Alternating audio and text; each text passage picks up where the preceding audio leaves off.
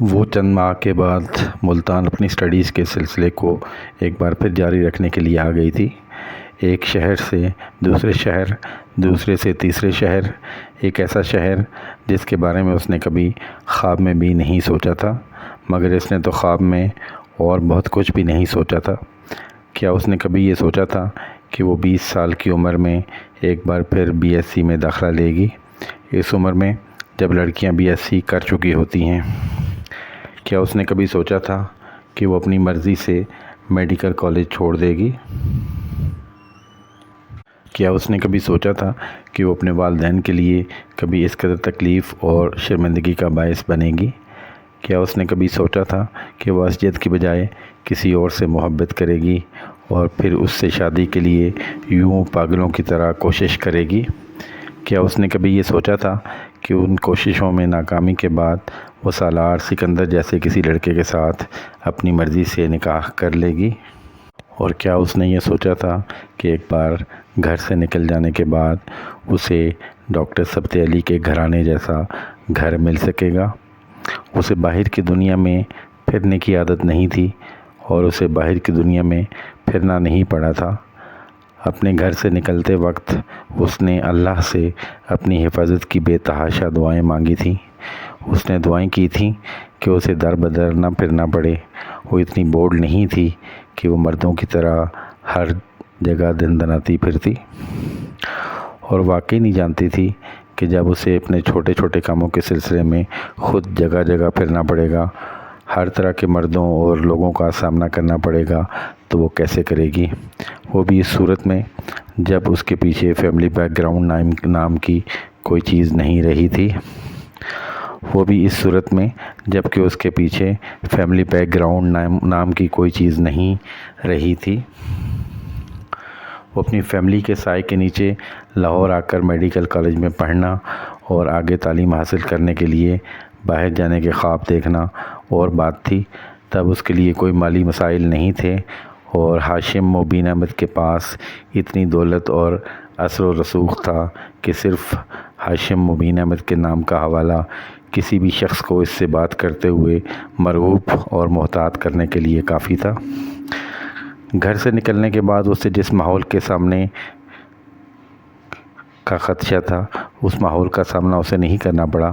پہلے سالار اسے بخیریت لاہور چھوڑ گیا تھا۔ اس کے بعد ڈاکٹر سبت علی تک رسائی، جس کے بعد اسے اپنے چھوٹے بڑے کسی کام کے لیے کسی دقت کا سامنا نہیں کرنا پڑا تھا۔ ڈاکومنٹس میں نام کی تبدیلی، ملتان میں ایڈمیشن، ہاسٹل میں رہائش کا انتظام، اس کے تعلیمی اخراجات کی ذمہ داری، وہ اس ایک نعمت کے لیے اللہ کا جتنا شکر ادا کرتی وہ کم تھا۔ کم از کم اسے کسی برے ماحول میں بقا کی جنگ لڑنے کے لیے جگہ جگہ دھکے کھانے نہیں پڑے تھے۔ وہ ملتان چلی آئی۔ یہ اس کی زندگی کے ایک نئے دور کا آغاز تھا، ایک مشکل اور تکلیف دہ دور۔ وہ ہاسٹل میں رہ رہی تھی اور وہ عجیب زندگی تھی۔ بعض دفعہ اسے اسلام آباد میں اپنا گھر اور خاندان کے لوگ اتنی شدت سے یاد آتے کہ اس کا دل چاہتا وہ بھاگ کر ان کے پاس چلی جائے۔ بعض دفعہ وہ بغیر کسی وجہ کے رونے لگتی۔ بعض دفعہ اس کا دل چاہتا وہ جلال انصر سے رابطہ کرے۔ اسے وہ بے تحاشا یاد آتا۔ وہ بی ایس سی کر رہی تھی اور اس کے ساتھ بی ایس سی کرنے والی لڑکیاں وہی تھیں جو ایف ایس سی میں میرٹ لسٹ پر نہیں آ سکی تھیں، اور اب وہ بی ایس سی کرنے کے بعد میڈیکل کالج میں جانے کی خواہش مند تھی۔ میڈیکل کالج، ڈاکٹر، اس کے لیے بہت عرصے تک یہ دونوں الفاظ نشتر بنے۔ کئی بار وہ اپنے ہاتھوں کی لکیروں کو دیکھ کر حیران ہوتی رہتی، آخر وہاں کیا تھا جو ہر چیز کو مٹی کی ریت بنا رہا تھا۔ کئی بار اسے جویریہ سے کی جانے والی اپنی باتیں یاد آ جاتی۔ میں اگر ڈاکٹر نہیں بن سکی تو میں زندہ ہی نہیں رہ سکوں گی، میں مر جاؤں گی۔ وہ حیران ہوتی، وہ مری تو نہیں تھی، اسی طرح زندہ تھی۔ پاکستان کی سب سے مشہور آئی اسپیشلسٹ، سب کچھ ایک خواب ہی رہا تھا۔ وہ ہر چیز کے اتنے پاس تھی اور ہر چیز سے اتنی دور تھی۔ اس کے پاس گھر نہیں تھا، اس کے پاس گھر والے نہیں تھے، اس کے پاس اسجد نہیں تھا، میڈیکل کی تعلیم نہیں تھی، جلال بھی نہیں تھا۔ وہ زندگی کی ان آسائشوں سے ایک ہی جھٹکے میں محروم ہو گئی تھی جن کی وہ عادی تھی، اور اس کے باوجود وہ زندہ تھی۔ امامہ کو کبھی اندازہ نہیں تھا کہ وہ اس قدر بہادر تھی یا کبھی ہو سکتی تھی، مگر وہ ہو گئی تھی۔ وقت گزرنے کے ساتھ ساتھ اس کی تکلیف میں کمی ہونا شروع ہو گئی تھی، یوں جیسے اسے صبر آ رہا تھا۔ اللہ کے بعد شاید زمین پر یہ ڈاکٹر سبت تھے جس کی وجہ سے وہ آہستہ آہستہ سنبھلنے لگی تھی۔ اللہ کے بعد شاید زمین پر یہ ڈاکٹر سبت تھے جن کی وجہ سے وہ آہستہ آہستہ سنبھلنے لگی تھی۔ مہینے میں ایک بار ویکینڈ پر وہ ان کے پاس لاہور آتی۔ وہ وقتاً فوقتاً اسے ہاسٹل فون کرتے رہتے، اسے کچھ نہ کچھ بھجواتے رہتے۔ ان کی بیٹیاں اور بیوی بھی ان کا بہت خیال رکھتے تھے۔ وہ ان کے نزدیک ان کے گھر کا ایک فرد بن چکی تھی۔ اگر یہ لوگ نہ ہوتے تو میرا کیا ہوتا، وہ کئی بار سوچتی۔ ملتان میں اپنے قیام کے دوران اس نے کبھی سالار کو اپنے ذہن سے فراموش نہیں کیا تھا۔ تعلیم کا سلسلہ باقاعدہ طور پر شروع کرنے کے بعد وہ ایک بار پھر اس سے رابطہ کرنا چاہتی تھی، اور اگر وہ پھر اسے طلاق دینے سے انکار کر دیتا تو وہ بالآخر ڈاکٹر سبت علی کو ان تمام معاملے کا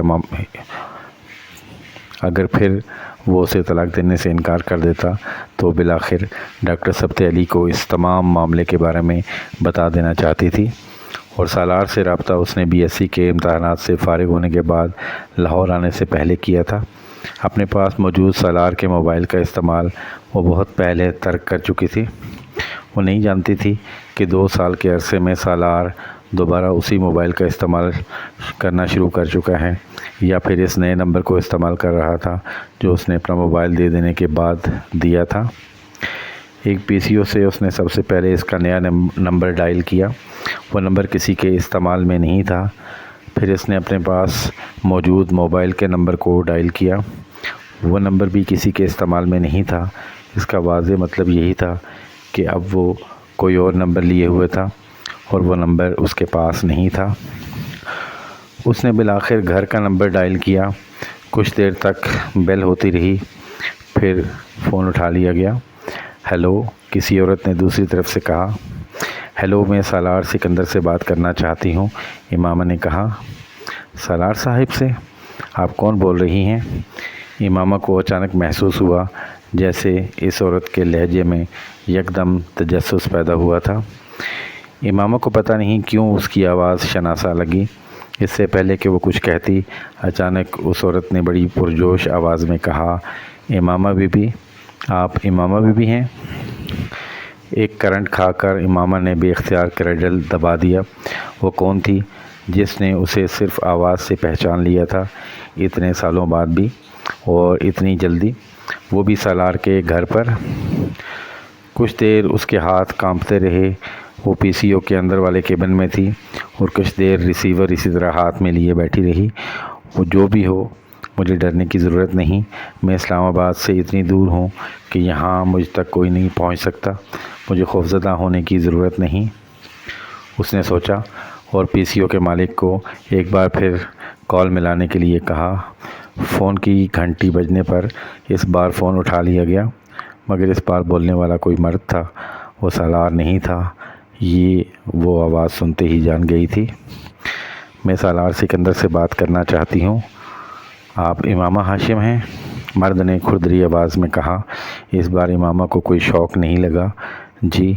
وہ دوسری طرف خاموشی چھا گئی۔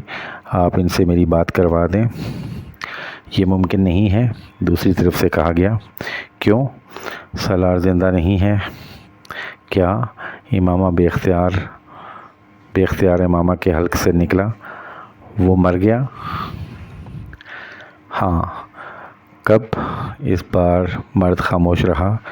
آپ سے آخری بار ان کا رابطہ کب ہوا؟ اس کے سوال کا جواب دینے کی بجائے اس آدمی نے کہا، چند سال پہلے، 2.5 سال پہلے۔